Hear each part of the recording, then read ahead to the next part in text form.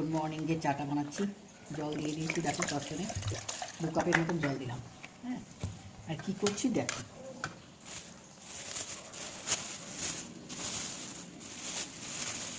কী বলো তো, এটা দেখো শেফালি ফুলের পাতা। এটা শরীরকে সতেজ করে। সতেজ বলতে শরীরে তোমার ব্যথা বেদনা সর্দি কাশি জ্বর যা হবে না কেন, দেখো কতগুলো পাতা নিয়ে নিয়েছি।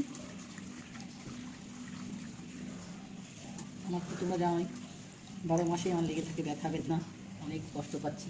এগুলোকে দেখো জলের মধ্যে দিয়ে দিলাম, দিয়ে নিয়ে এই দেখো ফুল, শেফালি ফুল, এটাকেও দিয়ে দিলাম। তার সাথে 1 টুকরা হলুদ দিয়ে দিলাম। রেগুলেটর বন্ধ আছে, আমরা কিন্তু রাতে রেগুলেটর বন্ধ করে তারপরে ঘুমাই।